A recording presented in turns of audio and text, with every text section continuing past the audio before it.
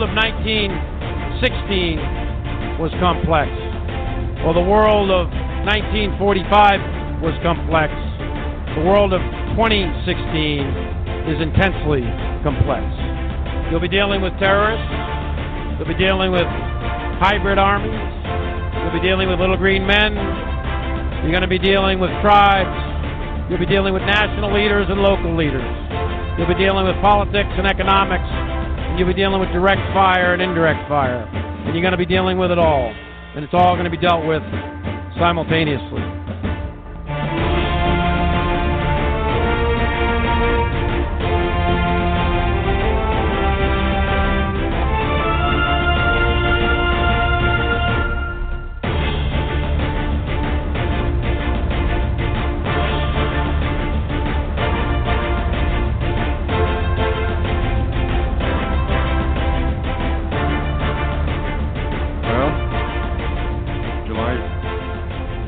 Second, 2016, here on Tinfoil Hat Club. I'm Scott Hensler. Julie Flores will be on here in a moment. I do my normal show on Thursdays, and I did one last night, and my concerns of where people are and their understanding of who is actually running the country. And I was pretty specific about there is accountability for everything that we do, and so I encourage anyone that is a professing Christian, and even not, because I think that once you understand what's truly going on, to go visit Scott Hensler Network. You can access that from scotthensler.org. And, oh, by the way, I wanted to mention, too, I've had a lot of people saying that they've had trouble playing the shows, and that's nothing new. Blog Talk is not friendly to us at all. I get complaints all the time. We need to remember there's servers all over the country and servers in other countries, apparently. And so it depends on the server that you're linked to. Now, I've noticed that Firefox, which is actually one of my favorite browsers, is actually not working with Blog Talk. And that happened to me, and it's happened to me on another computer. So that may be what's happening with you. But I wanted to mention that as you look at Tinfoil Hat Club main site on Blog Talk, where the B is, if you look down, excuse me, let's see, where are we at here? When you look at the home page, when you get down to the far right corner, you'll see what looks like a kind of a brownish orange horn speaker-like thing. Click on that, and that'll be all the old or the archives. And you can access everything from there. And it's the same thing on Scott Hensler Network. Now, with Scott Hensler Network, I took all the 245-plus shows and put them onto to their own website, gimbling.com. And there you can just download it. And all the commercials are taken out. Everything that didn't have anything to do with the show has been removed, so you just get the straight show. So if that interests you, then go there. And this is our 23rd show, Julie and I, for Tinfoil Hat Club. It's amazing how fast that goes, and so that's 44 plus hours we've been dedicating to showing those things that are out there. So we're going to keep going, and also thank you for your support, both on this show and mine on the other. The only way we can stay on is through your support, so we thank you very much for that. And Julie's been doing a very good job of revealing through Gematria the occult, those things hidden, those things that are esoteric, those things that are right in front of us, and those things that are hidden. And when we really look at things, we see that the occult, the Luciferians, the Illuminati, the Freemasons, they're excessive compulsive when it comes to numbers.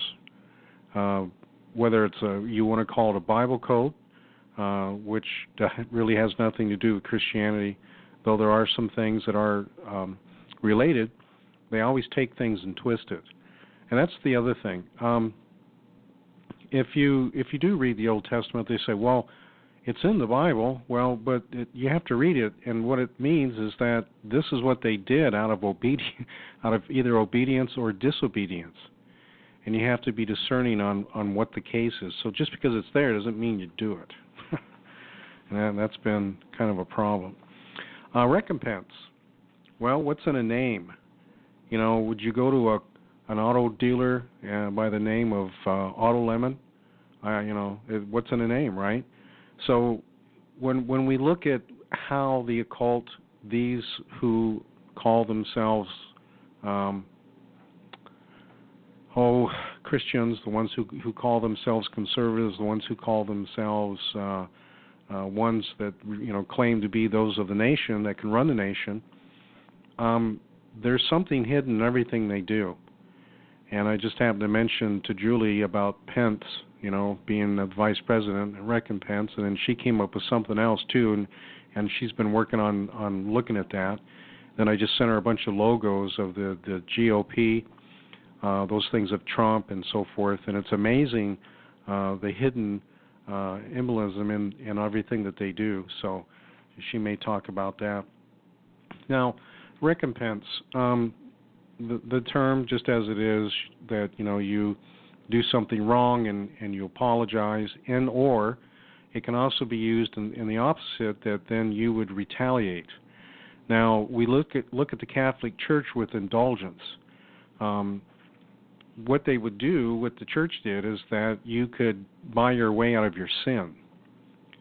And fornication was one of them. You could be an adulterer and just simply pay your way out from the sin from the church. Well, that's not the case.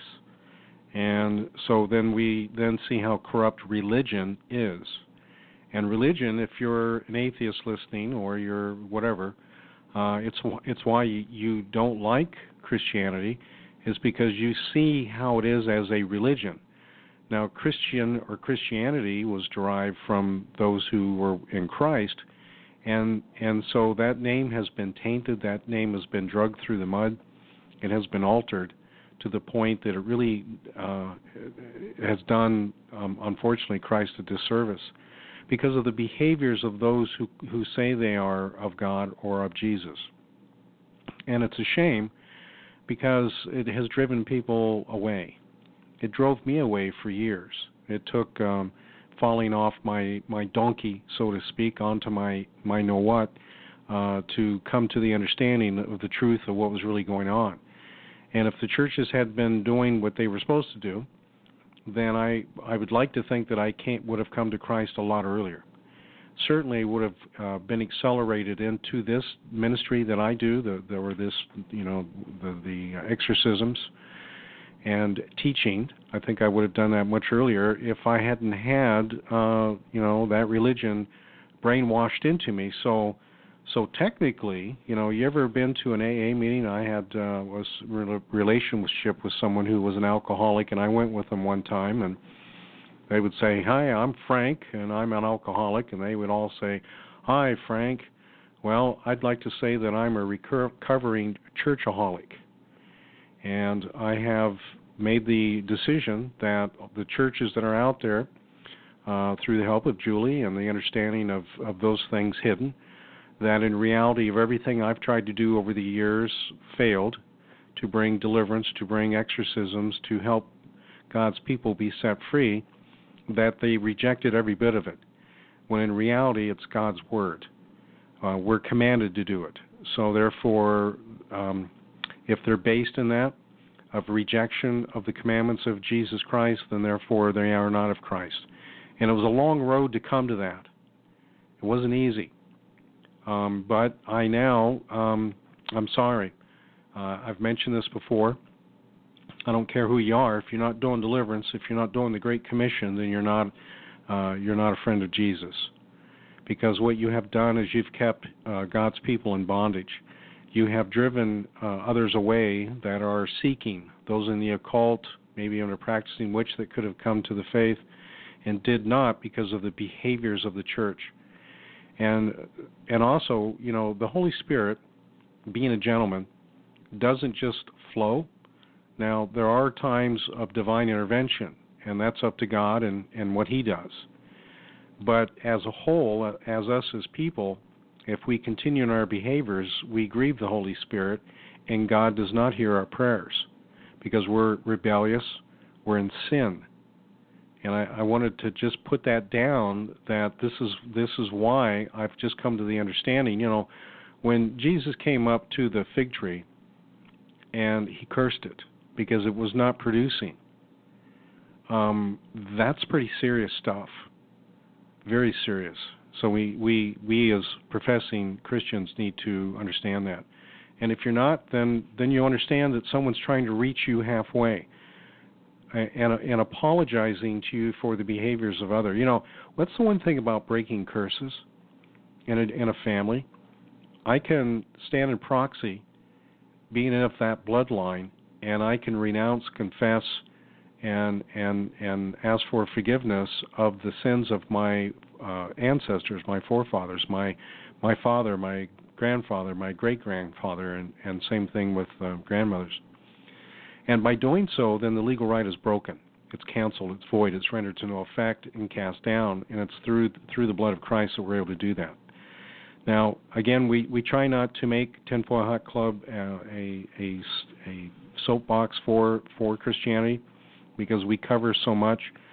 But what I have found, that no matter what I do, no matter how I approach things, like I had some people here last week, and every circumstance, every issue, I had to refer back to the Word. So I find that no matter what I do, even when I try and approach in a manner to address to you, the non-believer, I'm tethered to the Word. Because without the Word, I'm nothing. Without the power, I'm nothing. Demons would love to destroy me. Demons would love to get a steamroller and crunch me on the pavement. But there's intervention, and because of that intervention, I'm still able to do what I do. So I have to rejoice in that and not be ashamed of the gospel. So there you are. All right. Well, the Antichrist, okay? There's been some discussion on that on the show, and even some rejection.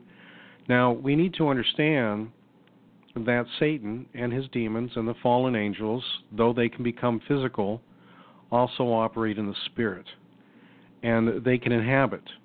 I mentioned in the New Testament that we see that Judas actually had Satan enter into him twice. First time is when he went to the Pharisees and made the deal. The second time is when he went to tell them where Jesus would be. And so there were two different instances. So the Spirit came and went, meaning Satan.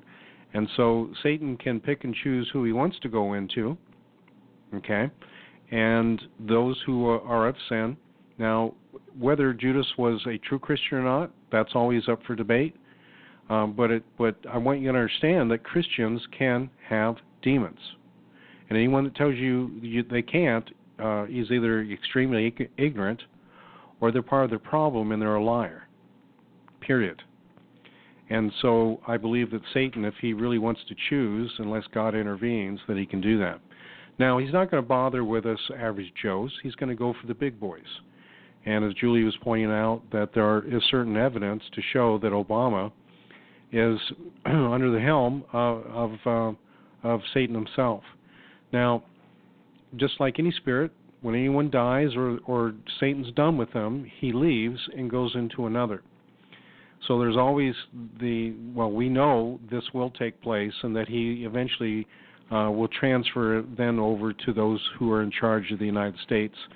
Now, notice, and someone brought it to my attention today, Dave, that in the GOP convention and the acceptance and everything else, that they were saying that the United States. They weren't saying the United States of America. You need to remember the United States is incorporated. Okay, and again, of the maritime, under those things of the British rule. In fact, what I sent Julie on a logo of one of the GOP pictures, that it shows again that it's under that rule.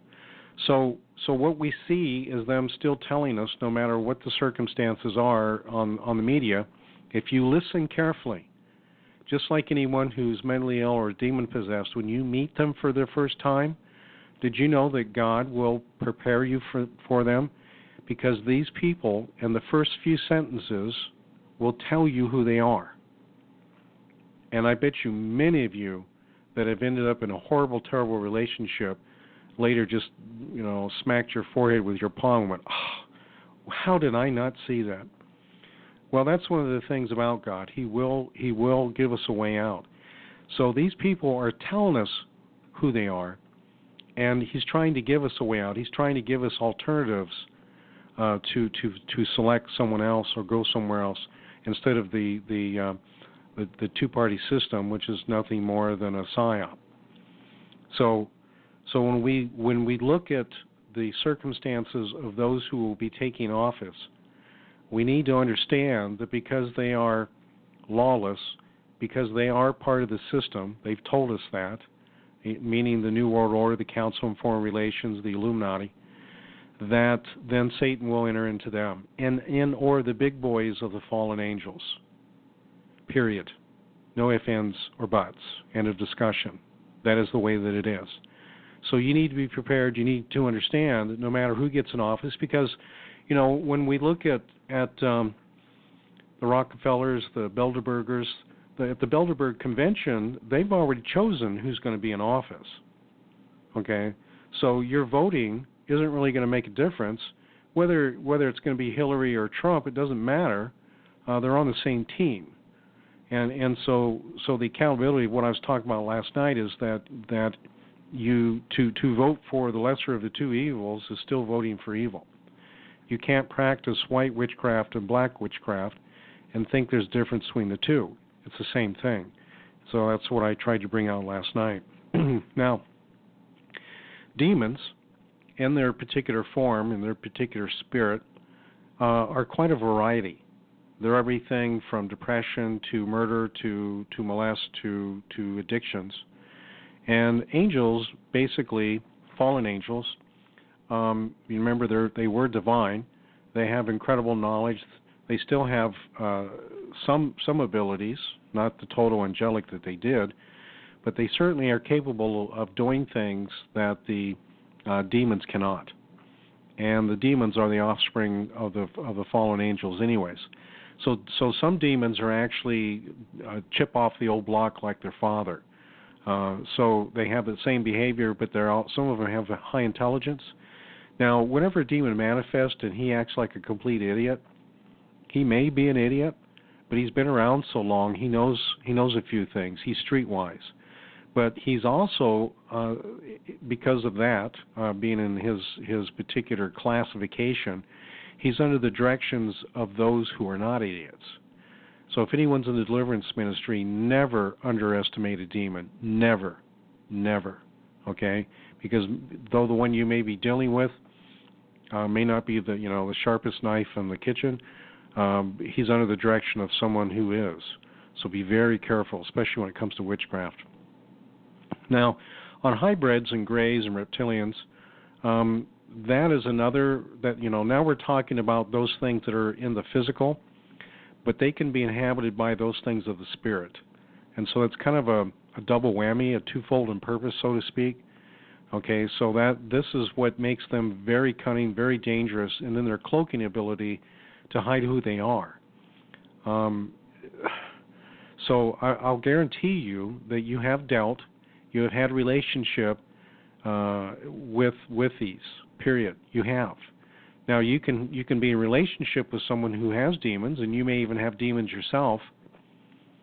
And when you're in a relationship with someone who's, quote, demon possessed, and let's say you're in a close relationship, so as you're indulging with them, let's say sex outside of marriage, you're actually engaging with these spirits.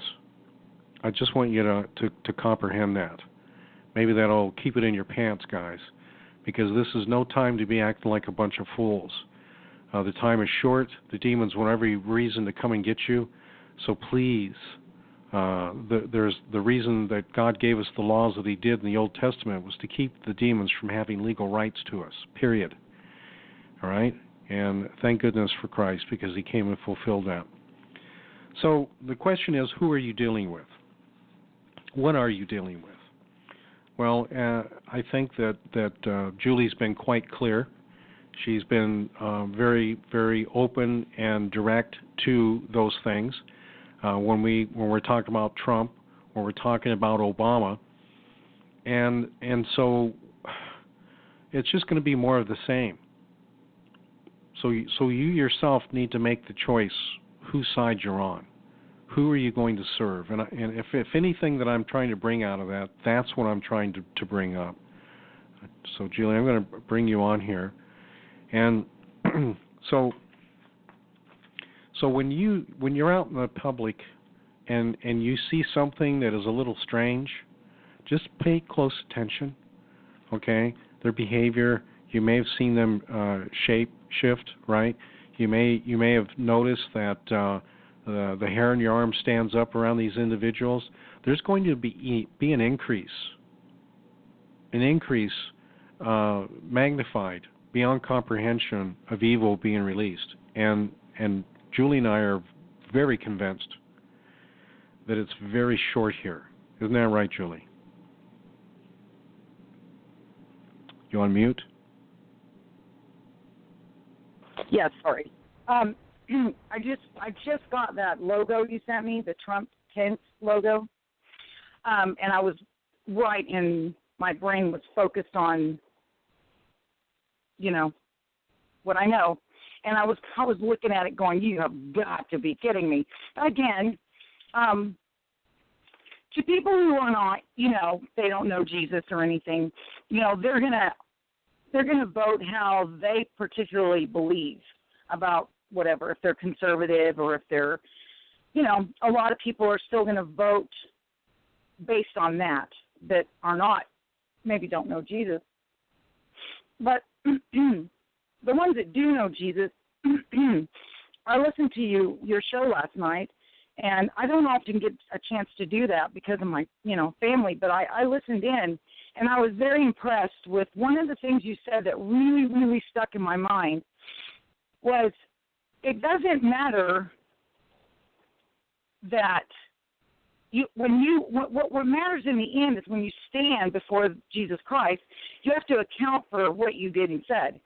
Well, I mean, if as far as you made a decision to vote for two different people, one of them, either one, and that person is a Knights Templar or a Mason, whichever way you want to go.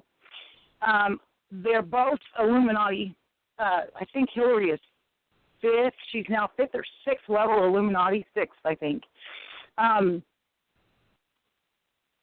Maybe 7th because Bill's one under her.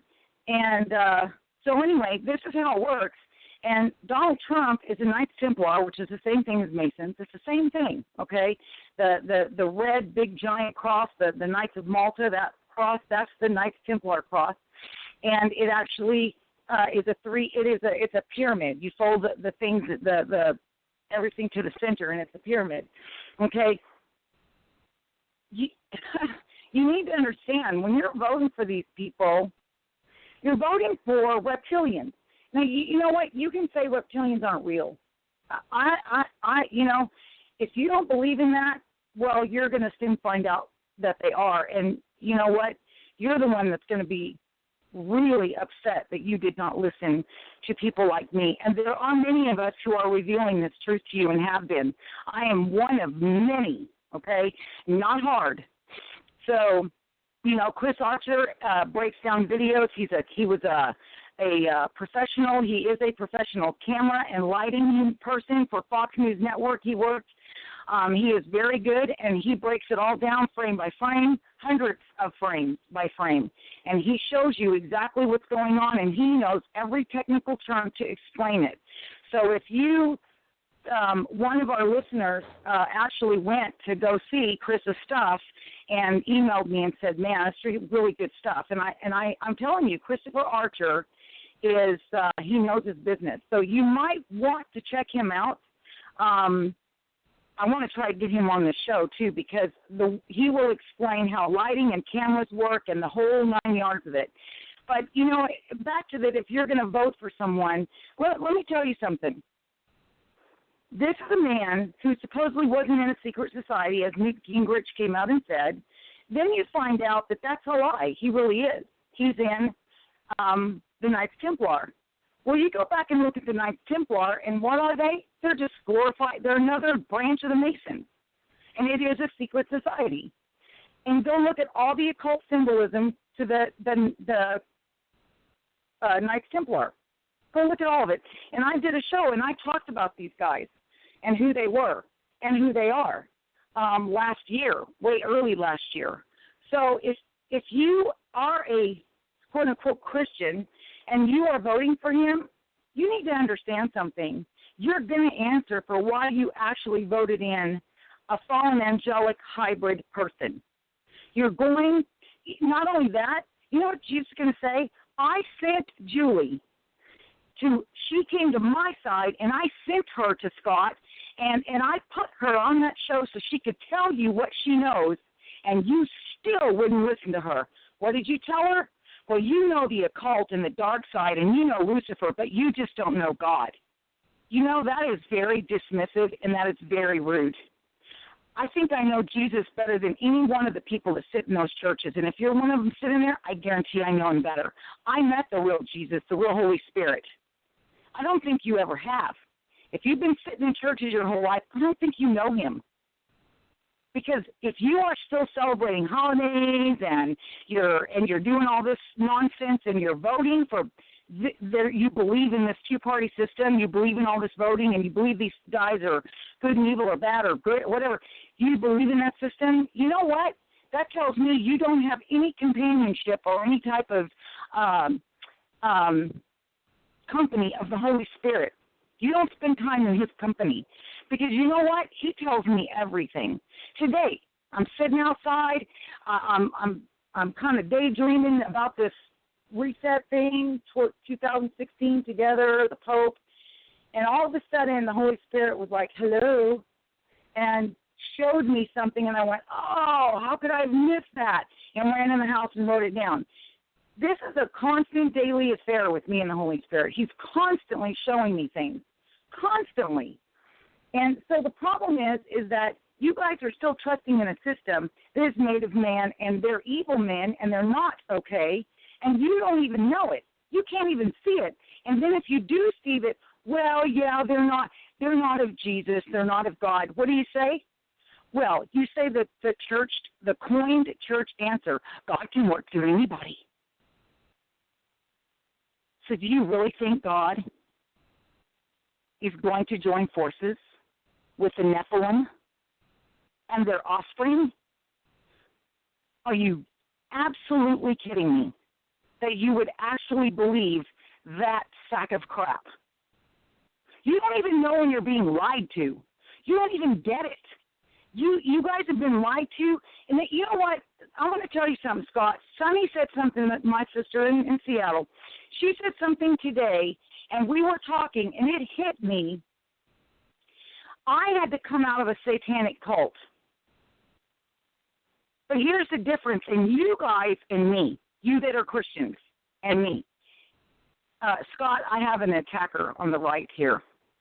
Do you have anything going on? No. Yeah, no. I'm being attacked. All right. Here's what they don't want me to tell you. Yeah, because here's what's going on. I she said, you were in a cult. I said, yes. When we were talking, it dawned on me, I was in a cult called Jehovah's Witnesses, which is a satanic Luciferian cult. So is your Christian church, by the way. And here's the deal. I was separated from the world. Jehovah's Witnesses don't believe in celebrating holidays. They don't believe in no holidays, birthdays, nothing, nada. They also don't believe in voting. They don't believe in going in the military. They don't believe in anything to do with the world. When Jesus said to come out of my people and stay separate from the world, they actually do listen. Whereas you Christians are just wallowing in the world. You're in the pig pen, wallowing around in the mud and the crap. Jehovah's Witnesses, on the other hand, are not. They don't vote. They don't celebrate holidays. They don't join the military. They have nothing to do with the world. No pledge allegiance to the flag. Nada. Okay? So as not to give the appearance of being part of it. Oh, but not you Christians. Oh, no, you celebrate satanic holidays just like the world does. I can't tell the difference, except for most of the people in the world are nicer than the people in the churches. Can tell you. And this is testimony from hundreds of people in my lifetime. Okay? So Sunday points out, and we're talking, I had to be disconnected from a cult. But I didn't have to be disconnected from the world. I was raised that way. Whereas you guys are part of the Babylonian system, not only in your doctrinal things, but you're part of the world in every other way. You are completely submerged in the world. The world joins the armies and the navies and all that, so do the Christians. The world joins they celebrate Christmas and all the pagan satanic holidays, so do Christians. They pledge allegiance to a piece of cloth instead of pledging allegiance to Jesus Christ, so do Christians. Where does it stop? You don't do anything different than the world does. And the truth be known, most of the people sitting in the churches are just as bad of heathens as they are heathens. Because if you celebrate Christmas, you're a heathen. That's what Jeremiah chapter 10 says. So you see, that is harder, I think, for the people who have been brainwashed in the Christian cult. It's much harder for them to disconnect because they have to disconnect from double everything. All these crazy doctrines and crazy Bibles and crazy everything, and then they have to disconnect from all the world because the church is also part of the world. So I actually feel bad for a lot of these people that come out of the churches because they don't just disconnect from just the church cult thing, but they have to disconnect from the entire world because the church is part of the world. Scott, I'd like to hear what you say because I know this has been hard on you just since I met you when I showed you things and said, dude, you don't believe that, right? And as Jesus would have it, none of that really ever sank in on you because you were too busy answering the great call of deliverance, and you didn't understand all that, Christianese stuff, and you just kind of threw it on the back burner. But I see why Jesus had you doing that because none of that poison ever really sunk in your head. But it did take you a few weeks, and you were really upset about being lied to. It really bothered you. But you can answer that it's got to be harder for you guys than it was for someone who's a Jehovah's Witness. Well, I think one of the reasons that it's hard is that it's the last of the last. There is nothing else after that. But, that's one of the things that God wants to bring us to, so we do totally rely on Jesus Christ. And if anything, this has all made that more, I'm able to focus on that more. Now, I did because doing deliverance, doing exorcism, that the church had rejected me for doing it when we were called to it. But now I get it. I kept making excuses. I kept thinking they just didn't know, and if I hang in there long enough, they'll eventually get it. Well, now I finally came to the understanding that they are the problem. They are the lie. They are the deception. And I've mentioned to people before that people think that they can see the deception coming off in the distance like a rider on a horse in the desert with all the dust coming up, and you're sitting at the campfire and you can look out and go, oh, look, deception's coming. No, deception's in the camp already. They're sitting on that log having a coffee with you.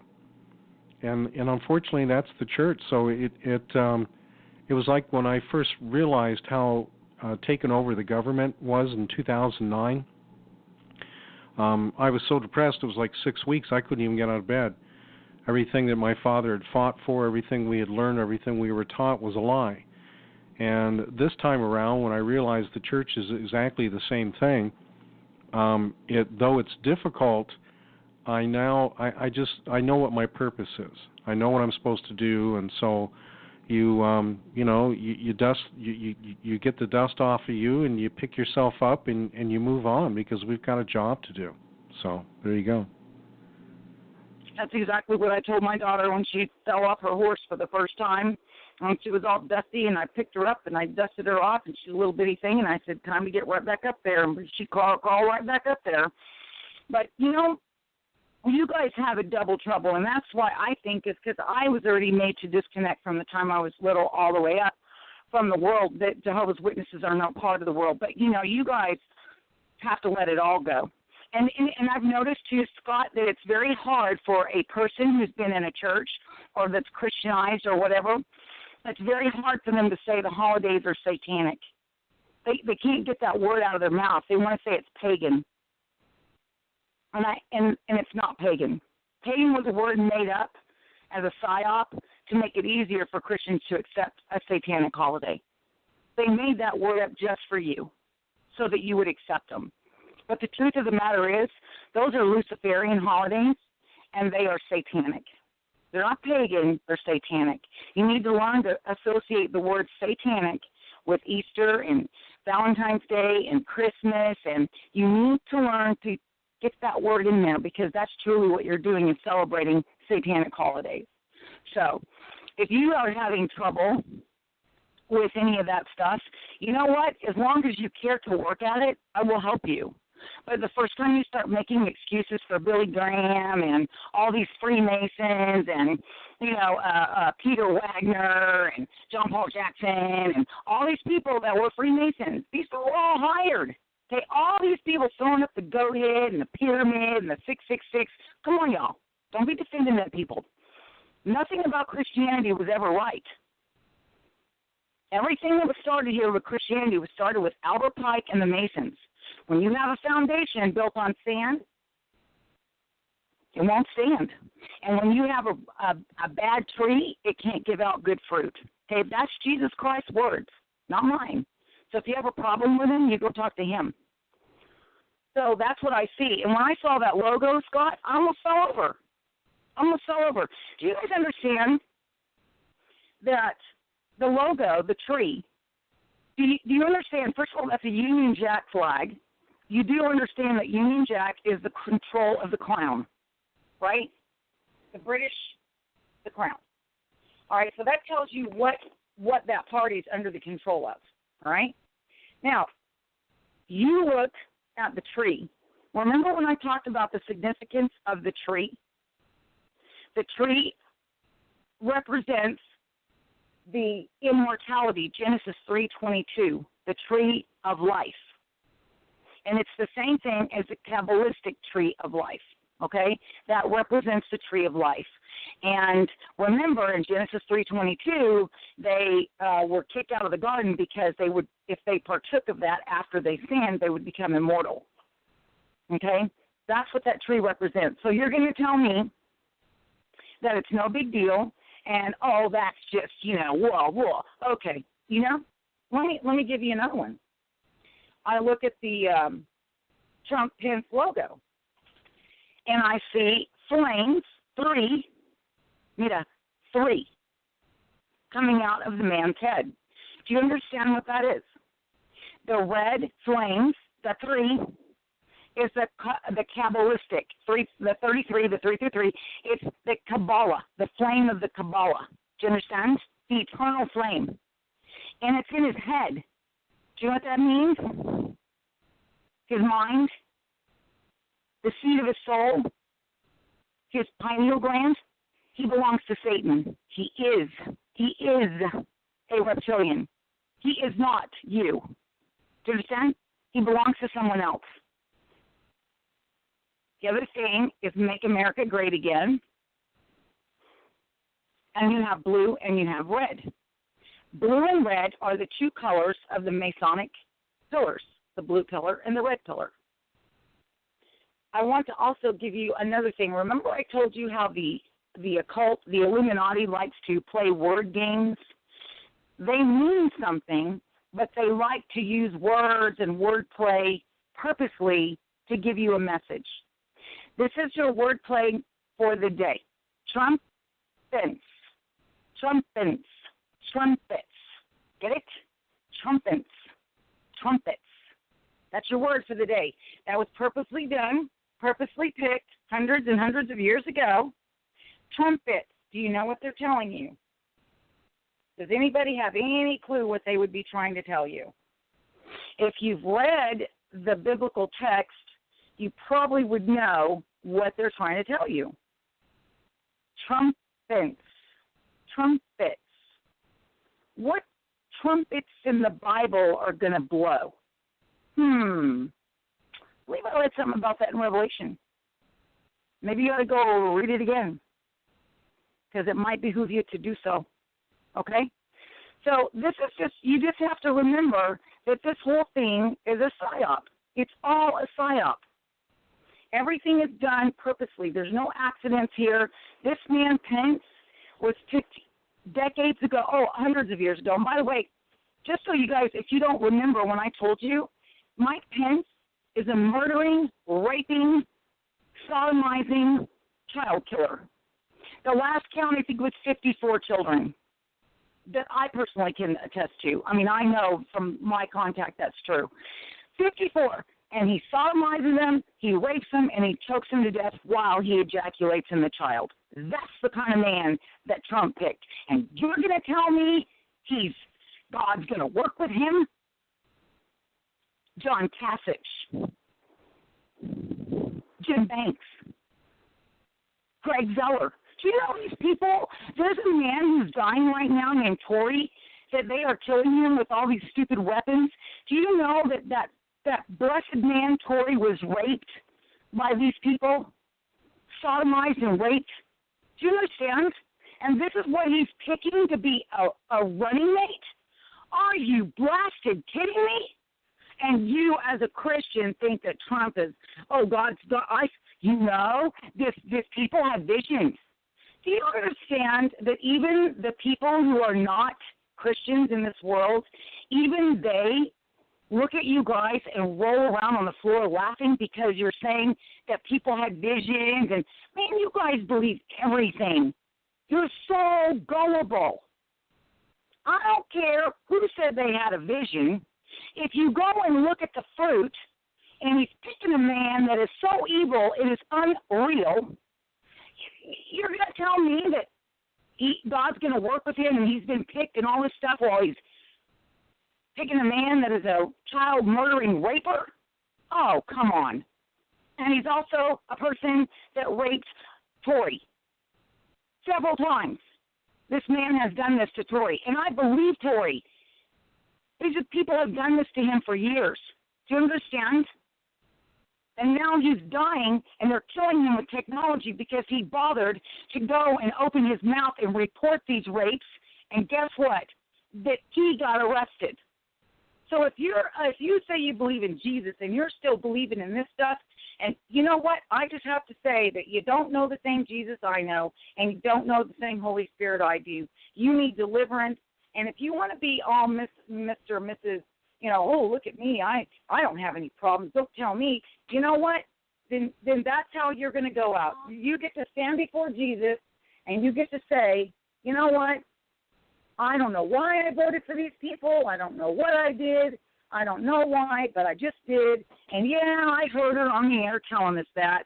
But, I didn't bother to go look it up, or I didn't bother to check into it. And, yeah, I didn't do it. Come on. Come on. You see the elephant? And what does the elephant have? He has 3 stripes. And there's an O behind it. Or, wait a minute. Where do we see that O behind it before? And then those 3 stripes running through. Where do we see that? I think it was Barry Soetoro, Barack Obama, transgender, married to homosexual. Pretty sure we saw the same thing. I'm almost positive. And, gee, wouldn't you know there's 3 stars there? Wouldn't you know? Not 4, not 5. It's going to be 3. All right, that's a mockery of the Trinity, the Holy Trinity. So, and also the other logo has the lightning bolt signatures. Well, what do we see in Luke 10, chapter 18? Chapter 10, 18. I saw Satan or Lucifer fall from heaven like lightning. Hello? SS, Nazi SS. That was 2 bolts of lightning. Rock and roll albums, 2 bolts of lightning. And here's Trump doing the same thing. So, you know what, you guys, if you are a supposed believer in Jesus, you really might want to take a look in the mirror and wonder if you know the right Jesus. Because if you believe these morons that get up there and say, oh, God gave me I got a vision, and I saw, and God's gonna work it with him, and blah blah blah. Maybe you should go back to the beginning of the Bible and start reading to see just how hated Lucifer, the fallen angels, and their progeny was. He flooded the whole earth because of their progeny. And you think now all of a sudden he's got a soft spot for that progeny and he's going to work with them? If God is so big and so almighty and he's the creator, don't you think if he wanted to work with someone to run this country, he could raise up a man all by himself and everything? Maybe we should use our brains and go read Genesis to find out how much he really liked Lucifer in the seed of the fallen angels and the fallen angels. Why don't you go read that? So you can find out just how much Jesus put up with those people. So, you know, Scott, all I see is nothing but the occult. I mean to tell you left and right, occult, occult, occult. And all these logos. It's, you know what? It's absolutely stunning. And I can't believe that people after all this time would actually look at that stuff and fall for it. I can't. And if this Trump is Trump-Pense, what does that tell you? Scott, what was the first thing you thought? Revelation, absolutely. Yep. So that tells you where we are. If you want to believe it, that tells you where we are. And I believe it. They're telling us right then and there. And I want to tell you something. One of John Kasich, which is acting as the governor now. I don't know if he's going to be permanently or I don't know how they're going to do that. But did you know that this moron who rapes and murders children as well, did you know that he authorized the hiring of crisis actors in Ohio for the RNC? He hired them. They showed up on Tuesday, right? This is what he did. And after he hires all these guys, they show up, you know, crisis actors. They're going to cause a ruckus over there at the convention. They're going to make trouble, right? And they're going to go out against Trump and all this other stuff. They were told they would not be arrested. And so they show up on Tuesday. And the bikers that were there, which I'm sure you guys saw the bikers carrying their weapons, AR-15s and what have you, peacefully just patrolling the area. The bikers made a comment that if they started any trouble, they were going to stomp their faces into the ground. And I thought, well, I wouldn't want to be those protesters because those boys didn't look too nice. So they're told they're not going to be arrested. So here they go. Here goes one of the crisis actors. He starts a fire, okay, and is burning a flag, a U.S. flag, which, by the way, is illegal. U.S. Code 4 will explain that it's illegal to burn the American flag. So he starts burning this flag, and he catches himself on fire. I thought I was going to die of laughter, Scott. He catches himself on fire, and the fire department had to come in and put him out because he got himself on fire. I was just like, can't you hire better crisis actors than this? So then not only did he get sprayed with all that fire retardant or whatever, but then they all got arrested for starting a fire. So, yeah, maybe you might not want to work for the government because they always will throw you under the bus, right? Did you see that, Scott? No, but his code name was probably Jeffro. I wanted to mention on the flood that when that was over with and we had the rainbow, and that was a promise from God that he wouldn't, do that again. But, with what we have coming, then what we have coming is fire. Now notice that the promise of God with the rainbow and how it's been used in homosexuality, so that in itself is another slam in the face against God and his promise and who he is. But with the fact of fire, destruction, the way that it's coming, again, that's what I've been trying to get through to everybody, to get cleaned up and ready for it. So, anyways, there you go. And it's like they're telling us their game plan, trumpets. It's just, they're, as usual, they're letting us know, but usually people are not smart enough to actually figure it out, and if they are told, they don't believe it. And another thing, remember, all these things have been going on. I've never seen, this isn't even a campaign. Okay, this is all a big joke. Now, it's like everybody sit down for the nightly news when these Democrats and Republicans, go have a convention or go here. Everybody sit down. It's howdy-doody time. It's the Three Stooges. Let's all, watch this, complete farce, okay? And the fact that you would even participate in voting with a travesty and a farce and a complete mockery of what this country was founded on, and it's just the whole thing's a mockery. I just can't believe how people have they've checked their brains at the door. But, Ted Cruz, Heidi Cruz, she was actually had to be escorted off the stage because they were at a rally, and the Heidi Cruz and Ted Cruz are up there, and the crowd started screaming, Goldman Sachs, and they were so mad and so completely furious, they literally had to escort Heidi off the stage, and then Ted Cruz got booed so loud, and the people were coming and just booed, screaming, he had to get off the stage as well. He had to be removed. The Organic Constitution of 1871 actually says that no one can hold any kind of office, a U.S. Senator office, anything like that, if they're not an American citizen. And by definition, Ted Cruz is a Canadian citizen. So he's violating the law, and the government violated the law by even putting him as a senator. Right there, anyone who even put him in that power or in that place needs to go to prison for treason and be prosecuted, okay? So, and by the way, I wanted to update you, Scott, this Trump and thing with all this. He's married to a girl named Melania, and I found it very odd. He got married last fall, and one of the things that kind of shocked me, when we go back and re-examine that particular, moment in time, Hillary Clinton was on the front row. She had front row seats as a guest at that wedding. And Bill, of course, showed up for the reception, the booze and the chicks. Can anybody explain to me why Hillary Clinton got a front row seat if she's the enemy of Trump the way he speaks? Can anybody explain that to me? Scott, what do you think? Well, again, everything is nothing more than acting.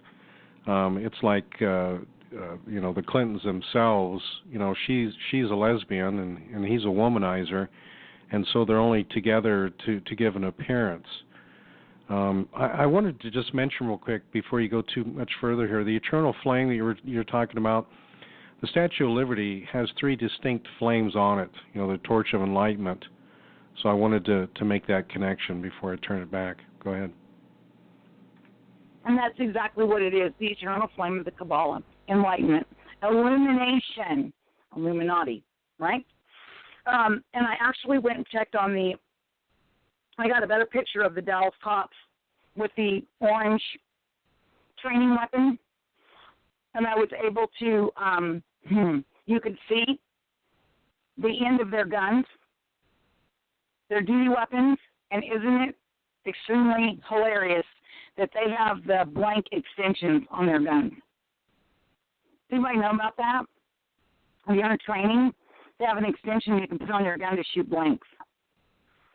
All those pistols had extensions for blanks. Gee, I wonder why. Kind of makes you wonder, doesn't it? I thought that was really Yeah, let me define that for people. A blank at close range can be deadly because of the wadding that's in it. It can still come out at super speed and still penetrate. And so there's, with that combination that Julie's talking about, is a defining of the weapon that's what it is.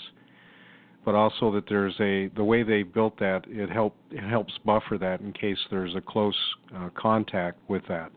So there's no question when you see it that's what it was for. So. That's right. So, they were shooting across the road or something at some guy way over there, which is really out of pistol range anyway, with a gun that had the blanks, yeah, okay. I'm telling you. And then I see that these supposed Christian coup in Turkey, I happened to catch the picture of the protesters who apprehended a tank. Now, there's a couple problems with this picture. One is they were actually opening the top of the tank from the outside, these people that got a hold of it, right? Well, there's a problem with this situation. That particular tank is impossible to open from the outside. You literally have to blow it open. I mean, you are not going to get that. It was built that way on purpose, so it cannot be seized. So that was a big fat joke. And then I happened to notice that, when you take the tanks out and you go out for exercises, military exercises, there's this really big cork in the end of it, and they're quite expensive, by the way. The manual directions actually tell you to remove the cork. Well, this tank is in the street, threatening protesters, and it was so funny because why would you threaten to blow up the protesters and then threaten to blow up Erdogan when you have a big giant cork that goes in the barrel is actually in there? What, why would you do that? And you can't get in the tank in the first place from the outside. I mean, it's like they don't think about these things before they take these pictures. You know what I mean, Scott? Yeah, I think a lot of the people that are doing this aren't really watching themselves. But, I think, too, that they may actually want to let some things out just to cause issues, to make, to give the appearance that the conspiracy theorist nuts are still at it. So. Yeah, probably. But, if people would just stop, I hear people say all the time, even, Mr. Stroke in Seattle, really? Are you serious? I mean, but he's like the expert in this, and he's been around forever and all this. And it's very hard for people to actually get things in their head that they're supposed to pay attention to because people have been dumbed down and taught to look the other way. Oh, that's nothing. Come on. Why would you even think that? Where'd you get that at, huh? That's actually very common in our society. Scott, I know, and you and I have talked about that, how people want to just ignore things because you've been taught that, oh, come on, that's not true. Well, if you look at these jackals on TV, in the pictures, and all the things they're doing when they're talking, I've told you so many times that they're telling you who they are. And they have to, by the way. That's kind of how the rules work with Jesus, God the Father, Holy Spirit, and Lucifer. He has to tell you who he is, and he has to tell you what he's doing. He has to. You've been taught and dumbed down and told that nothing's important except your job and your sports and your Dancing with the Stars and so you don't ever look. You never pay attention. And you'll read a story in the newspaper, oh, wow, 6 people died. Okay, next page. And I read the story in the paper and go, what a hoax. Okay? See, you guys don't watch these people. All these people you hold up on high on these TVN, and they write all these books, and they do all these things. Every one of them are Masons. They're Luciferians. Don't you see them throwing out the goat head and the inverted pyramid and the 666? You guys think all these people are, and I'm like, how come you guys don't look and watch that? How come you don't see that? Well, that's nothing. They just accidentally did it. Yeah, I accidentally did it 66 times, 6-6, in 60 minutes. Whoa, wait, 666. Are you seeing a pattern? These people are telling you who they are, and you're not paying attention. So I've been sent here to smack you upside the head and tell you, pay attention. Do not be a victim. Ronald McDonald, where the shooting took place, RM equals 13. Get it? 2 3s. This is what it means. 1 plus 1 is 2. And you have your 3s. Get it? 13 and 13. Come on, it's 2 3s. 33. And it took place in front of a what? A McDonald's. And it just so happened to have 2 M's. What is M? M is a 3. 33. Okay? Munich, McDonald's. Right there. Right in front of your face. And here's the other thing. those people were coming up. I went to Google Earth. I mean, I was able to view it from Google Earth and go down on the streets and look. I watched the whole thing unfold. There was a street where the people were coming up. So when the guy started firing down the sidewalk in the street, there were people running from up the side street out in front of him to run down the front of the sidewalk so the cameras could get them. Okay. Mentiroso. Okay? That was stupid. Why would you do that? Well, you have to because the cameras are filming the whole thing. This guy with the cell phone camera, he's filming the whole thing, and we got to get this on the news. So, you know, we have to make it look good. You can't run back that way because our camera can't catch anybody running back that way. Besides, if they ran that way, they'd be safe. He wouldn't be able to pretend to shoot them because they'd be way over there. You got to pay attention, people. Got to pay attention. Okay? And whenever I get more, I'm able to watch more footage from different directions, street names, street numbers, all that stuff. I'll be back with like probably 10 pages of stuff just on that.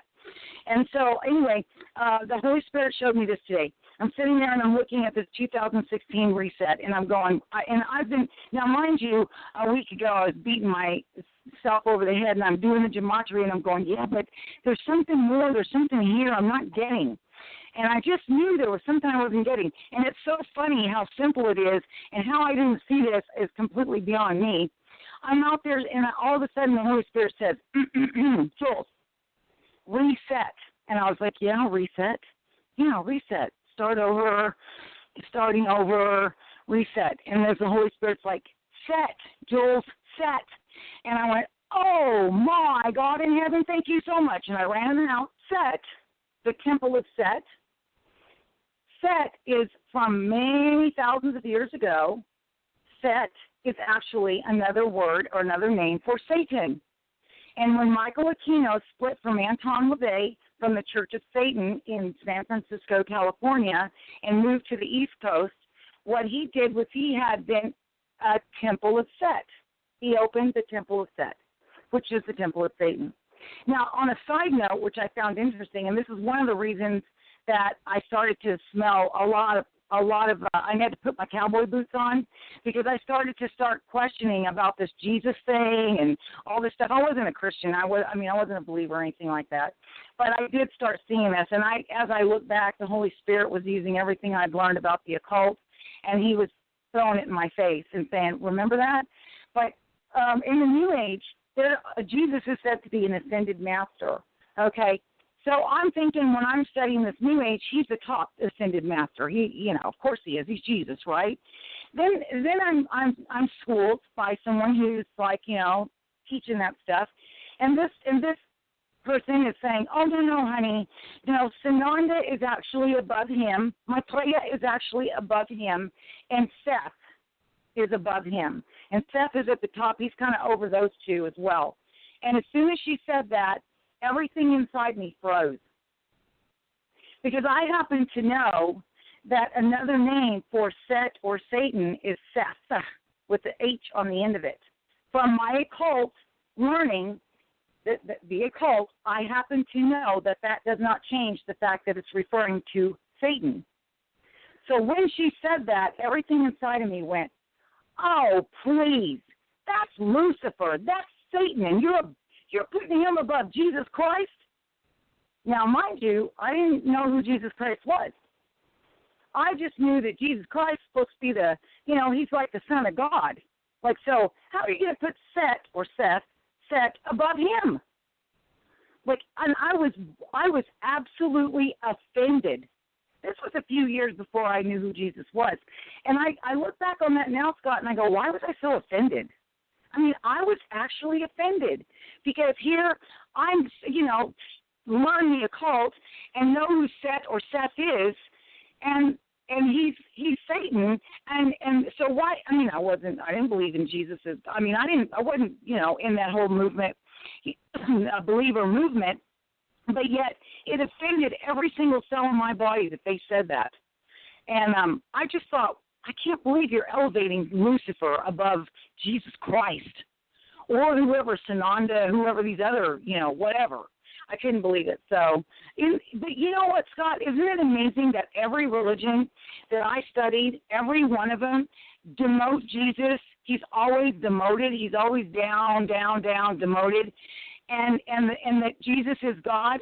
There's only one branch of belief systems that actually believe he is God, and every other religion out there demotes him. Isn't that odd? I mean, by the numbers I did in the mathematics, because I'm really geared that way, so I used mathematics, and I said, well, just by the numbers alone, the belief that Jesus is God has to be the right way, the narrow gate, because by the numbers, the broad and spacious road, that's like the whole world believes he's something other than God. So that's kind of how I looked at it when I did start learning about Jesus, you know? I'm actually, I have to agree. I'm going to tell you, 1979, 1980, when the founder of Hustler magazine made a horrible cartoon about Jesus, and it wasn't long after that he was shot. But that what he had done, even though I was not a believer, I believe was so terrible that it offended me, and I think that was one of the bases that started me to start thinking in that direction. But so it tells us that that God was already at work at us, regardless of what we've been exposed to. There was a calling that eventually led us to that understanding, and hopefully that those who are listening believe the same way, because right now, this administration and the coming administration, if that even does occur, though they may not be outwardly denouncing Christ, they're mocking, because that's what the Bushes did, by the way. The Bushes laughed privately behind closed doors that Christians believed that they believed the lie that supposedly the Bushes were Christians, when we find out they're literally the command center for the reptilians. So, go ahead, Julie. This is true. I want to tell you something that Christopher Archer, he has a YouTube channel, Christopher Archer, ARCHER. I really would ask you to go subscribe to his channel, and I want you to keep up with him, what he's doing, because he's actually telling the truth. There is he does a lot of symbols and stuff too, not quite as in depth as I do, but he does do very, very good work. Okay. He used to be the cameraman, like I said, and he would do sporting events. He would be sent out to baseball games and professional sports. And so he kind of keeps up with that stuff, and I just don't. So I'm going to give you a rundown on what he was able to gather. So credit goes to Christopher Archer. He was watching the Yankees baseball game, and there's behind the catcher. I'm sure you guys all know that behind the catcher there's the advertisements all up and down that wall. And what he was able to film is, it says beast ball, like beast ball, but it's beast ball. And I guess it's German. He said he thought it was German, but it's beast ball, like beast ball. And it was, in Jewish gematria, it equals 178, which is 1 + 7 + 8 is 16 for 2016, okay? And it was the symbolism for the new Holocaust. Do you understand? Like, they want to start doing the Holocaust, like, now. And at the bottom, and another one, it said, and what it said was perfect inning, INNING, 16. Then it had a fireball that was coming down the wall, and it said, like a fireball or meteor, and so it said perfect inning, 16, which is 2016. And then it said 1996, which is actually 3 6s, by the way, World Series Celebration Day, August 13th.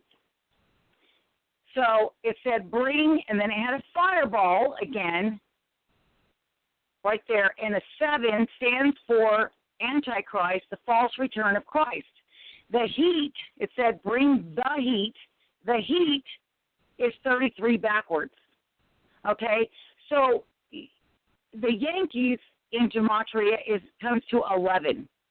So he gets to looking at this, and you have 8 plus 13 equals 21. Okay? August 8 plus the 13th, August 13th. So you 8 months, 13 is 21. That's the two pillars, 2 ones, right? And then you take the 21 and the 16, and what do you get? 37, and that is 3 sevens. And again, 3 times 7 is 21. So you see, they've got it. And also, by the way, as of 8/13/2016, it'll be day 226. Hear me now. There'll be 140 days left. That will start the 33rd week countdown to the end of the year. Did you hear me? 33rd week. I hope you heard that. Okay? Because what he found with this beast ball, 178, and the perfect inning at August 13th, 2016, with the fireball coming down, bring the heat with the fireball is 33 backwards. Yankees 551 is 11, the two pillars. It's bringing the Masons, the false messiah, in between the two pillars, 33. Scott, what do you? I know you know. I mean, I know you want to comment on this. Well, anytime that you have the Masons involved, you need to remember it's based in Luciferianism. It's based in the occult. It's based in the establishment and worshiping of Satan as God. And so everything based from it is going to be a fraud and a lie to hide the truth. And the truth is that it is a lie. So in itself, it's a never-ending deception that has no good outcome. So when it comes to two pillars, when it comes to three flames, when it comes to Baphomet, when it comes to, when I lead people through the renouncing of Freemasonry, in fact, recently, an individual was here in my office, and I broke the noose around the neck. And the respiratory issues that they had had most of their life, or not all, if all of their life, was lifted. So everything that is present and what they're seeing and that what we accept becomes a curse. So everything that you see is cursed. And by accepting it means you come into agreement with it. So this is one of the reasons we have to take a stand the way that we're doing, so you're not cursed. So in the day that you stand before the Most High God, that you've done all that you can to not accept the curse, not to allow the curse, to reject evil. So, go ahead. Yeah, that's exactly right. And so, hopefully, if you guys have any questions, you can go to Chris Archer's website or his channel and watch that. And he does the sports a lot, Scott. And there's a lot of numbers in sports. So he actually does it with the sports. And I know a lot of sports buffs are going to go, they don't rig those games. That's not what. But I'm sorry to tell you, men, ladies, gentlemen, whoever likes them, all that stuff is exactly done perfectly the way they want it. The outcomes, everything is has symbolism in it. If the Red Sox win the World Series, there's the symbolism of the red and the Sox. There's a reason why they did it that year. And then there'll be a lot of other stuff that will come into play as well. Because the Sox is actually 166 in gematria, which is another nice occult number. So everything that they do is all for a reason. Every little thing that you see, you'll hear, you'll watch them on TV, and you'll see them, throw up the inverted pyramid and talk, and you'll hear them say certain words. And like for me, I'll hear them say a sentence, and I'll go, whoa, that doesn't seem to fit in. Something's wrong with that sentence, you know. And I'll go and do the numbers, and sure enough, if there's an encoded message in what they said. Every single word they speak is scripted, and it's placed where it's supposed to be, and they will act like they mess up on purpose because they don't want you to get the idea. So if they act like they mess up, then you can call them a doofus or a goofball, and you'll say, those people aren't smart enough. Just as my sister's husband says, the government isn't smart enough to pull anything like this off. The government powers aren't smart enough. Here's the problem. They've tricked you into thinking they're stupid by all the red tape and bureaucracy. They've done all that just to piss you off and make your life hard. I'm serious. These are psychopaths at the helm. Okay? They've done all that to make you jump through hoops like dogs. Sit. Lay down. Good boy. These are what they've done. And they're doing it on purpose. DMV, motor vehicles, all these requirements and these license and permits, and you have to wait 30 days and this and that. All this stuff is done just to make you jump through an obedience course in life and not question it and not say anything. None of this has anything to do with your safety. They care about you. It's all just a psyop to get you used to obeying your masters. So you'll continue to obey your masters.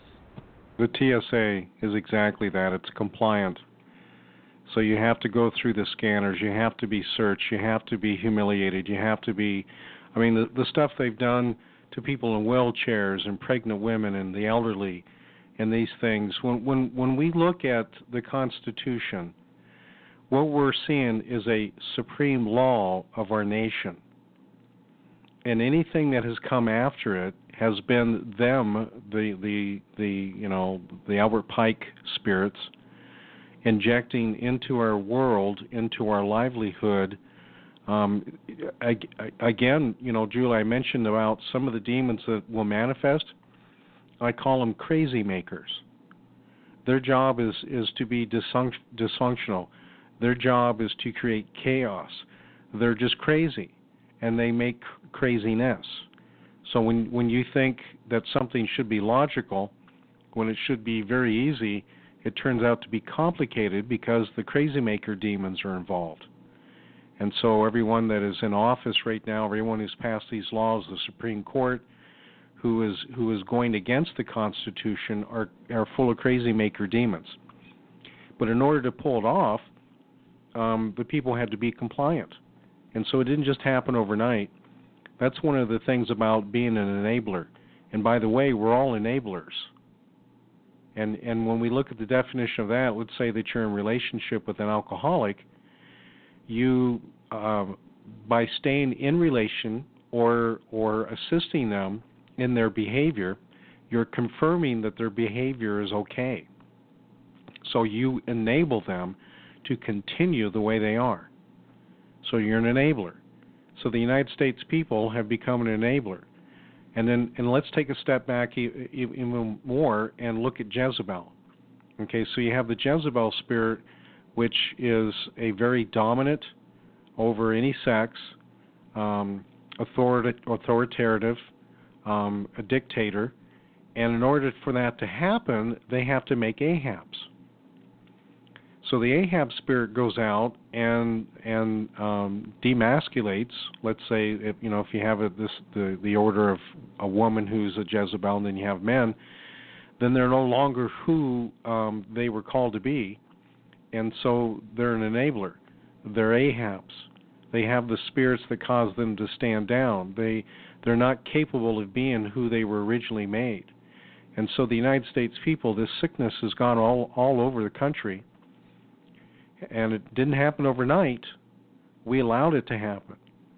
And for everything that we've allowed the government to get one over on us, the IRS, Federal Reserve, and Julie, you and I were talking about the militia. The militia was to be formed in order to be like the Minuteman, to gather in times of need for protecting of the people, whether it was a natural disaster or whether it was a enemy foreign. and even those that may have come in that established themselves as domestic. And we're actually called to overthrow a government that violates the Constitution, which I'm reminding you again was the supreme law. So it was the duty of the people to do this. But because of their implementation of all the strings, the red tape, and notice, by the way, everyone who runs for office has some background of either being an attorney, graduated in law, someone who knows the system, someone who's capable of understanding the rhetoric, the heresy, and being part of it. That's why it's difficult to bring anyone in otherwise. Of course, that's been established by the New World Order that you're not going to get in unless you're in bed with them. But do you see how this all is? And these are spirits. This is a curse. Remember I talked about Freemason curse? Okay, so this was established on the United States, and we look at Washington, D.C. It's a stake driven in the ground, and we've been tethered, we've been chained to this curse. And because, again, bringing up the church was supposed to be, so God says you've been found, weighed in the balance and found wanting. Well, that's the United States. That's the people. Those who have not come to the understanding of the evil corruption that has taken place, that in that recompense, in this decision of bringing in justice, that we're all guilty of it in some form or another. And so now, some of us are stepping out. Some of us are coming out of this whole thing. And it's difficult because we've been ensnared. That's the Greek term is pagis. We've been snared. And so now we have something that's got our ankle, and we can only go so far. And again, if you, this reminds me when I was growing up in the 60s, and I was a child in the 60s and was a teenager in the 70s and a young adult in the 80s. From the 50s up was all these Mars movies, the Spacemen, Mars Invasion, and one of the big problems with America at the time was that children were getting hold of plastic bags because plastic bags were starting to come out.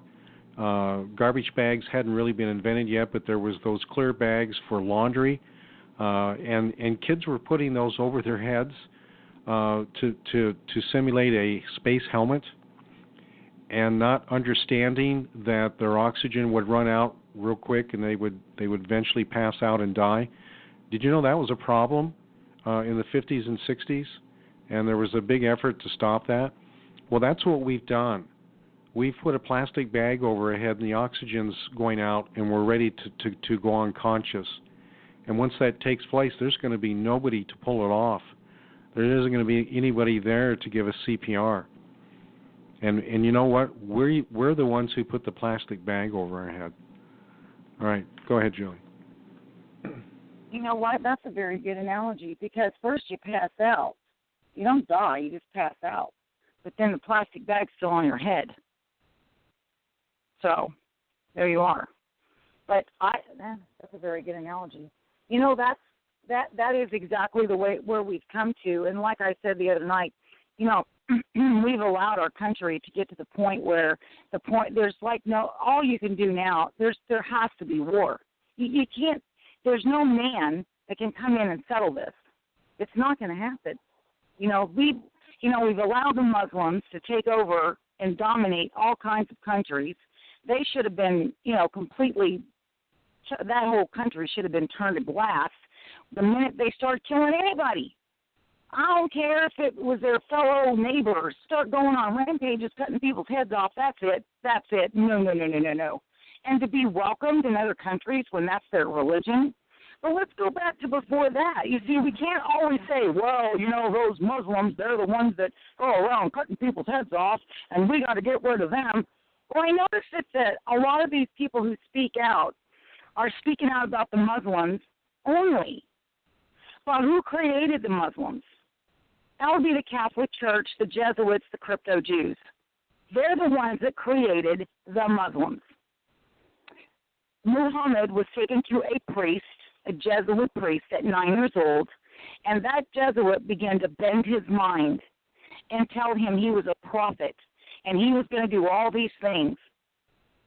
Where did he get turned into a psycho? By the Jesuit Jewish crypto Jew priest. That's who started Muhammad down his path of reigning of terror. So why do we just blame the Muslims and we sit and Israel's laughing their butt off because they know what they've done. They know that they in the Vatican, which are actually crypto Jews, have gone through the whole nations, every one of them, waylaying everyone and blaming it on someone else. It's always somebody else's fault. Well, 9/11 was the fault of the Saudis. Actually, no, because they arrested Israeli Mossad agents and then were told to let them go. These were Israeli Mossad agents jumping up and down on a building, watching the towers fall and laughing and jumping up and down and celebrating. Israeli Mossad, not Saudis, not Muslims, not Arabs, but Israeli Mossad. And you're going to tell me that we need to just hold the Muslims responsible for the death in the world.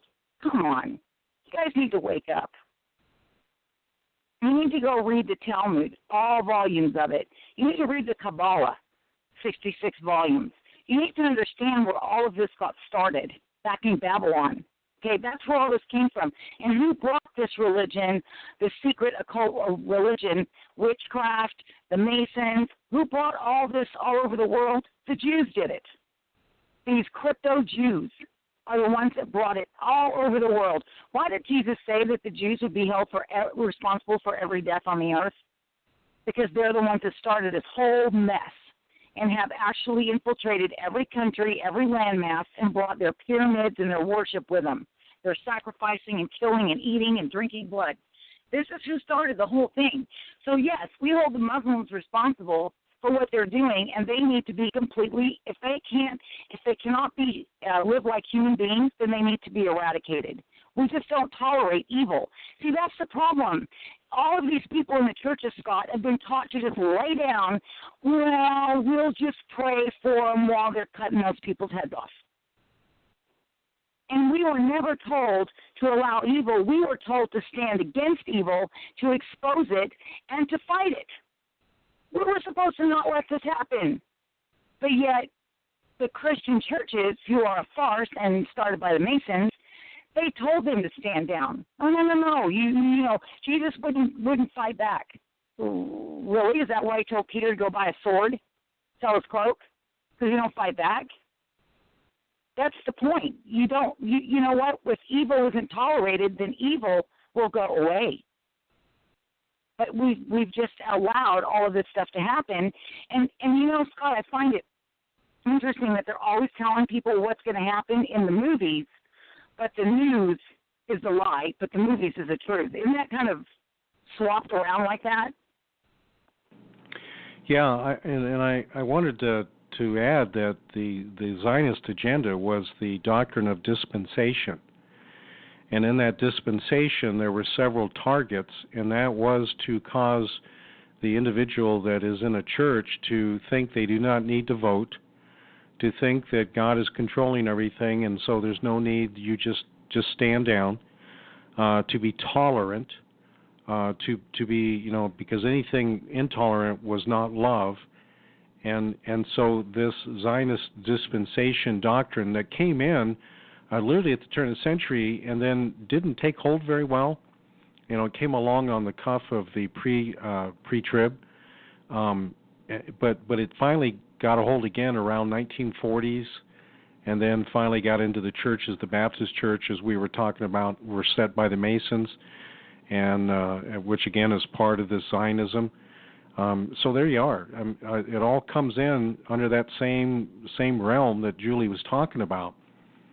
And so when we see the the history of the doctrine that is based in the church today, we see that it is based on a lie. And so no wonder everything's the way that it is. Go ahead. Yeah, and how do you get millions of people to submit? How are you going to take millions of people and have them work for you and love their servitude if you don't create some kind of a church building or some kind of a place where they go to get instruction on how to behave? You know what I mean? They had to instill this in the schools, the colleges, the churches.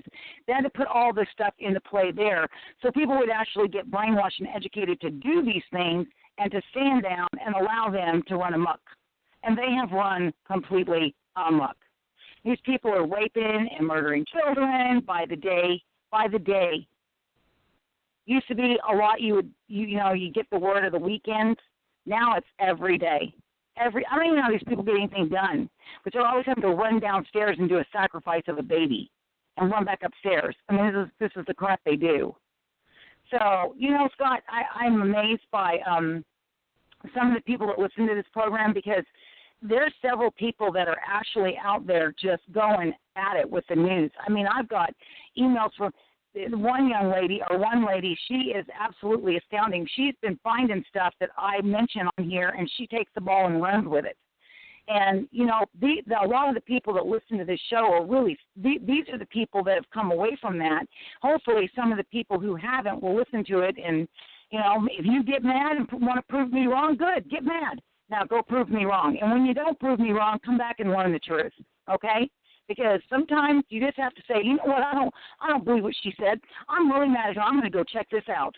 And I'm going to tell her how she's wrong. And then when you figure out I'm right, come back and let me know. Because you know what? There was a time when I didn't know the truth either. Okay? I had to learn, just like you have to learn. And there's a lot of people listening to this show that are really picking this stuff up fast. And I don't know, but I think you've had some emails that have even been sent to you, Scott, about numbers and things like that, where these people are paying attention. These are some smart people getting off their bums and getting on that internet and looking around going, wow, check it out. And, when they do that, they always write me and say, I went back and started looking through news articles and things of that nature, and I was seeing that 33 everywhere. I can't believe I didn't notice that before. But you know what? It's not your fault, because you've been told, what does the Bible say, that the world lays or lies in the arms of the wicked one, of Satan? Well, it's in his arms, and he's rocking you to sleep. Rocking you to sleep, and that's exactly what he's doing. So it's not, don't feel bad that you didn't know. Just get on the course of finding out. Don't accept anything you've been told by the world. Everything you've been taught is a lie. I've been saying this for a year. Go and find out the truth. A lot of you guys have said that, we live on this globe. Go read the Bible, the biblical text, and go read the Hindu text. Go read look at the Hindu maps, the Chinese maps. We're talking from way before Christ Jesus came, okay? Look at all of these tribes and civilizations all over the world. I want you to go look. And you will be so amazed at how all of these tribes and civilizations, all these people, you know what? They all have the same maps, and they were all flat. There was no globe. We only got the globe theory introduced into the public school system just a few hundred years ago. But now, so if you read even the biblical text, the Book of Enoch, go look at all the maps, the old maps of the Chinese and the Hindus, and go way back thousands of years, and you will see that all these texts all say the same thing. In Amos, it says that the earth is there's a dome built over the top of the earth. I mean, you go and look, and all of our ancestors, Indian ancestors, the Hopi, the Cherokee, the Iroquois, the Navajo, the Apache, name them. The Canadian Indians, the Eskimos, they all believed the earth was flat, all of them, and because they traveled it. And then you're going to believe some school system, and do you know that belief came in with Copernicus and Swedenborg? And did you know how Copernicus and Swedenborg said they got those beliefs? That there was a god that they worshipped, his name was Hermes, and he actually came in through the spirit realm and told them all that, and they wrote it all down. I'm not kidding. You're welcome to go look it up. And that's how they got that information. So they believed some spirit that came in when they called him, as it said his name was Hermes, and they believed this deity, this thing, and they wrote it all down and went and presented it to the Catholic institution, which was who had control of the schools. That's where you went to school. And the Catholic priest, the Pope, decided to adopt it. That's how it got into the school system. But you don't live on a round globe flying through the universe. Come on, see. You know, you don't look at anything. Read your history. Okay? Just don't believe these people. You know, you guys are, I know you guys are more intelligent than that. You're just taught not to think. So now it's time to think. Everything you've been told, I want you to go back and look. Well, you know what? I learned business school. I'm going to go look. And I'm going to uncover every rock until I find the truth. Because you know what? Truth is freedom. The truth will set you free. And you know, Scott, Sonny and I were talking about this today, and we were talking. You live on a round planet, flying through the universe, unmanaged, unfettered. Here comes all these universes and planets, and what happens? These guys can come from outer space and land on your planet and take you over and all this stuff. But when you figure out that you live in a terrarium and that whoever put you here actually built a dome over it with an entire ecosystem in it, oxygen, carbon dioxide, everything is connected to everything. The plants are connected to the carbon dioxide, and the carbon dioxide, and then they give out oxygen. We're connected to that. Everything is connected, everything in this terrarium. Then people go, wow, so if I'm in the fishbowl, I'm in the terrarium, and there's a dome over me, where did this terrarium come from? Who built it, and how did I get here? See, that makes you ask the big questions. And then you have to say, well, geez, whoever built this terrarium really must like us or care about us, because look what they did.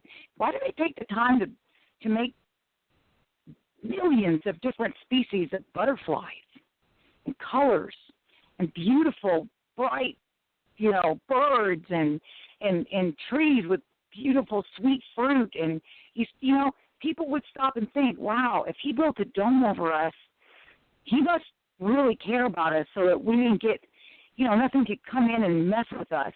We would be protected. Cause someone to think there might be someone up there that loves them that actually did this. And that's why they cover it up. And remember what I told you guys.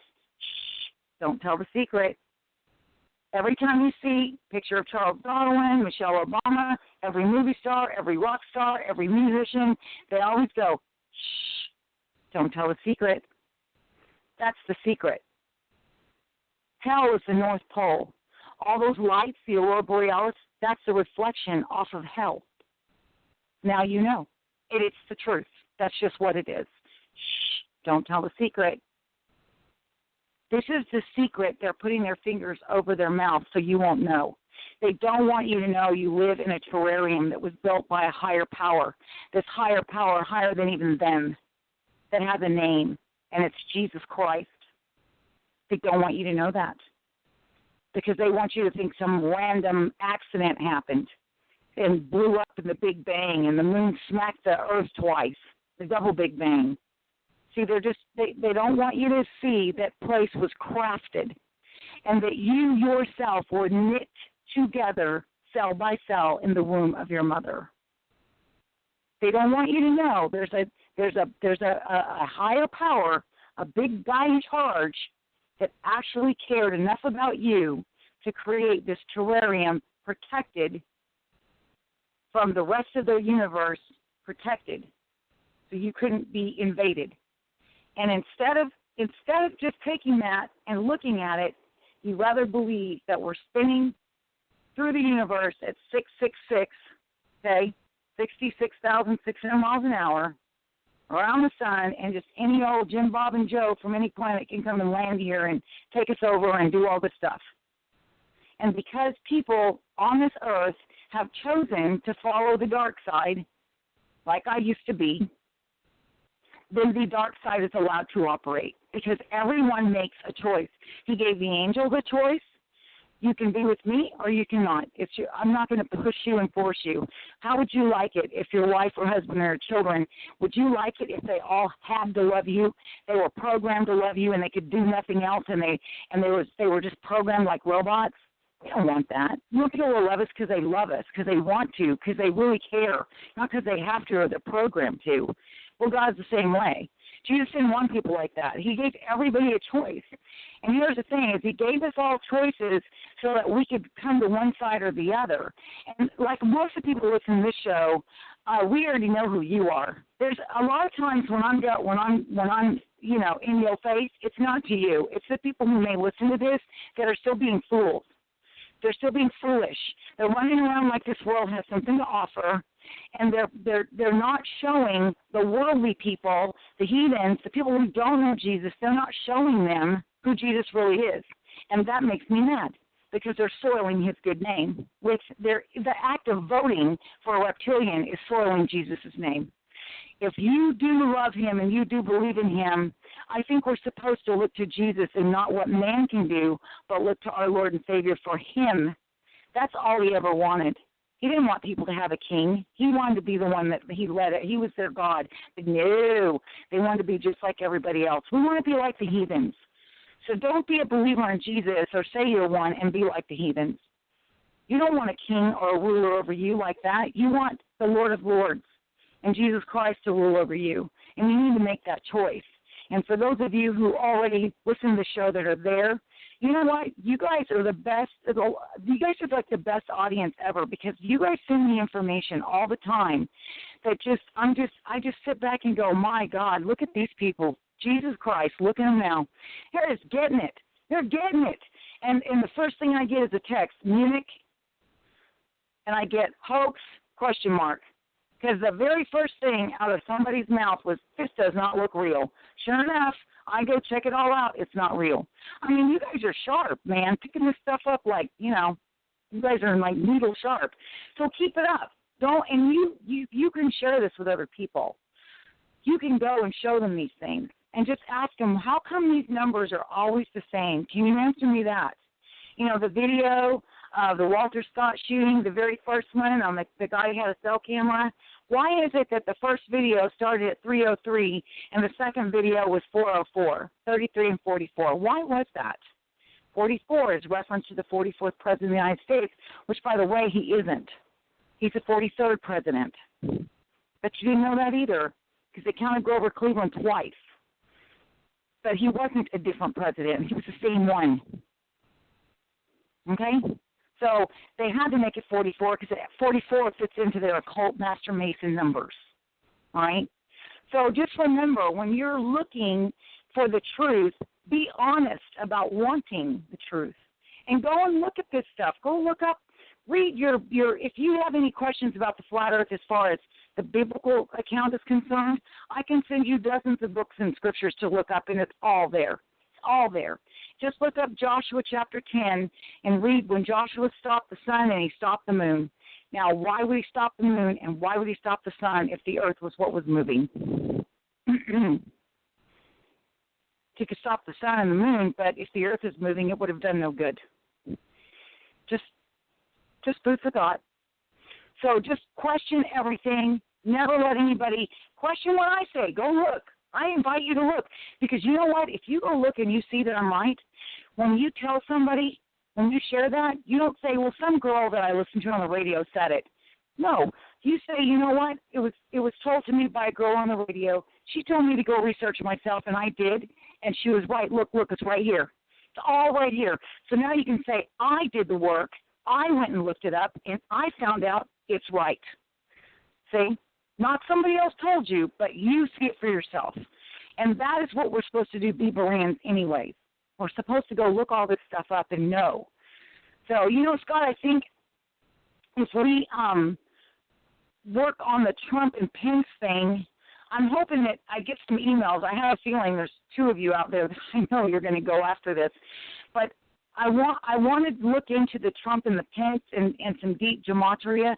I have a feeling that's going to give us the Trump bits and the numbers and that kind of thing. And like I said, I mentioned August 13th. 2016.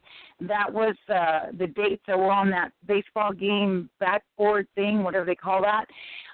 So I want to go look into that with the numbers and the gematria to see what I come up with. But if anybody else sees anything, and if you do watch sports, there's a lot of gematria in sports. So if you do, maybe you could pay attention and see what you see and write it down, because that would actually, and you can just bring it to the table, let me know what you get. So I think people are starting to wake up to this, and I think that the Illuminati is a little bit worried right now. I do. Well, I hope so. I, too, was an enemy of God. I rejected accepting Christ. I went along as business as usual and set myself up for even a bigger fall later in life. The things I did were not edifying, were not what God called me to do, and in that, I became someone that I was not. And I think some of you can relate to that. Not to blame anyone. As I mentioned before, that God always provides a way out. Now, I'm going to finish out here, Julie. So the last things I want to bring up is Julie and I have a baseline, and that is this: no matter who tells you what, no matter who gives you a prophecy or whatever supposable evangelist pastor is out there, and I have a problem with that particular order, that if they have not been through deliverance, they're under a curse. Do you understand that? They haven't been delivered. The curses haven't been broken. So between Antichrist spirits, deceiving, lying spirits, those things of deception, they're still under that. And so they're giving prophecies, that Trump is, that God's using Trump and all this. If they're not, quote, the lie, then they're deceived and are of the lie, period. Because that's why deliverance is so important. That's why to remove the demons out of people's minds so they're not in that curse, meaning that they're incapable of seeing the truth. That is a curse. And so if someone has not been through deliverance, I don't give them the second thought, and I'm sorry. I've been doing this too long. So when it comes to information that comes in, just like Julie says, we go and we look and we research, and it's like the history books. If you look at a history book now, it hails Clinton as a great president. When he was a womanizer, he defiled the Oval Office. There was a move of impeachment. So there you go. So the books today, if they're making him to be this great president, then for us to believe that the history books of those things of the past that we went through in the 60s and the 70s and the 80s as kids in the books we had, then they're all lie too, and they are. So again, Julie and I have a baseline. If someone hasn't been through deliverance, we really are cautious about the information that they have. Now, Julie was talking about the flat earth. Now, let me address this. Let me give you my 2 cents here. Now, I've been in radio engineering for a very long time. I'm an active amateur radio operator. I have been doing this for 30-some-odd years. Now, part of doing HF, or shortwave radio, is to be able to communicate around the world, and that's a term, around the world. Now, so all the mathematics, all the formulas, everything that's been told to us is all given to us in the numbers that say that there is a round world. Now, when I first started really taking a hard look at the flat earth, when I started realizing the propagation effects of radio waves, okay. Now I have 2 patents. I have one patent specifically for a communication antenna, and I had to research it. I had to do the IEEE, National Bureau of Standards. Now it's National Bureau of Standards Traceable and some of the other things. So I'm very familiar with it. So I concluded that in order for me to believe that there's a flat Earth, then I had to assume through the inverse of the formulas that I have, that I've had to learn, and what I have experienced in propagation of radio waves. Propagation means when you broadcast out, there is a effect that takes place for the ionosphere, those things of the metals that are in the earth, water, and it causes a radio wave to go in and out. And most of you know this anyways. If you ever had a CB radio, if you've ever listened to AM broadcasting, you'll know at nighttime you can hear radio stations from other states. And so what they have to do is the FCC keeps them from broadcasting at high power output levels. So let's say they're a 10,000 watt AM station, which is a lot. Then at nighttime they need to bring it down sometimes as low as 500 watts, which is a huge difference. Because if they didn't, all the stations would be on top of each other. Well, how does that happen? Well, the ionospheric conditions of the atmosphere versus the sun and the different F layers, how they combine together, I can sit here for an hour. But the point of it is that it does happen, and so the cause of it is referred to as propagation, okay, the ionospheric effects. And so what I had to conclude was that in order to accept the flat Earth, or to even take it into account, that the Earth to me had to be much like a parabolic. So it wasn't completely flat. On the edges it had to be turned up, okay? And then that would account for radio waves of coming back. That would account for backscatter, ducting, all kinds of different effects that I've known that were formulated with a round Earth. And then Julie, you had sent me an article a while back on one of the first high altitude flights that was actually recorded and presented in Popular Mechanics or Popular Science. And the two men that were doing this, they had to have oxygen masks and they were using a balloon, that when they got up there, instead of seeing the round Earth, what they saw was a flat Earth with the edges turned up. And then that was all scrapped. That was all taken out. That was all erased. They eventually changed their findings, but I forget who it was that you sent it, Julie, that they had the original Popular Science magazine with that article in it and the explanation of what they saw when they first went up. So then that confirms my radio theory that in order for propagation to be as it is, then we're in like a parabolic. Now, is that a fact? I don't know. But it's enough information for me to take a second look of the flat Earth. Now, the other thing is dimensional, interdimensional. When Julie was talking about having a dome over us, now you need to remember God is capable of doing all things. He's a creator.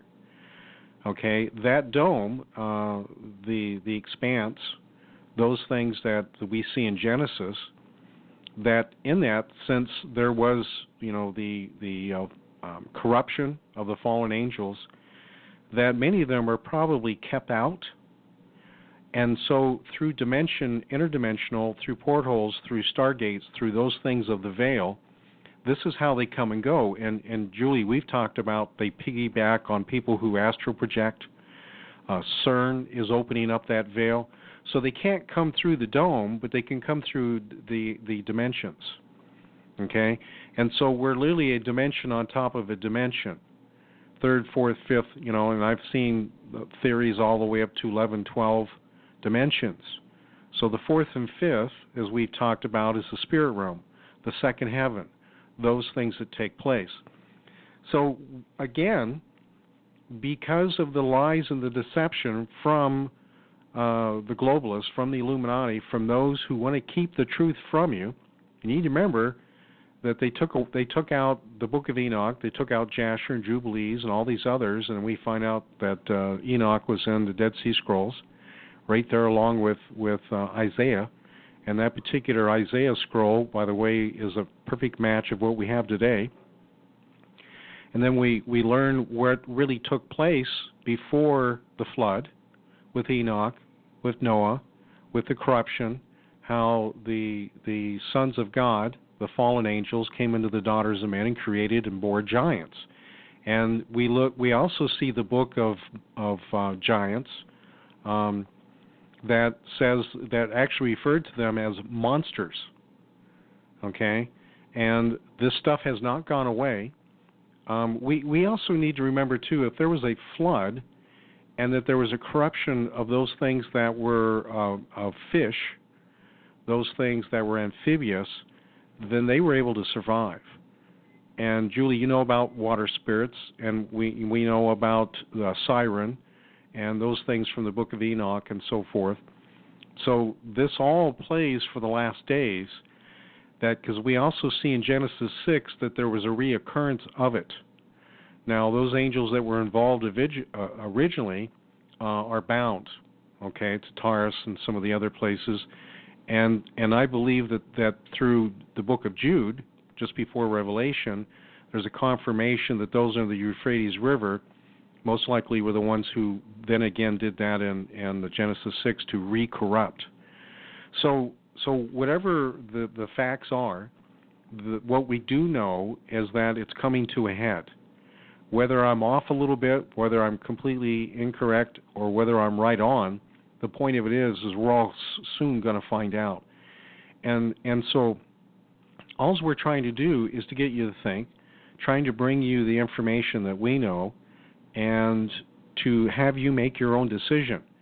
Because I made my own decision who I was going to serve. And in that, I made that decision to serve God through Jesus Christ. And that was a long time ago, 93. And I entered into Deliverance ministry in 2000, which I wish I had done right away. I wish I'd known more about baptism. The churches aren't really doing that in order, and that's one of the reasons you're under a curse, by the way, because you didn't get yourself cleansed right away. And so you move forward in your walk without getting those things cleansed off of you. And some of those are founded in now. Doesn't mean that they can't come out, but because there is no deliverances in the churches, then you're continually in a curse and being bound. All right, well, that takes for Friday night here. And I want to thank everyone for supporting again this ministry. We're not ashamed of the gospel, and we're not ashamed of the truth. So we're going to keep at it. All right, Julie. Thank you. Good night.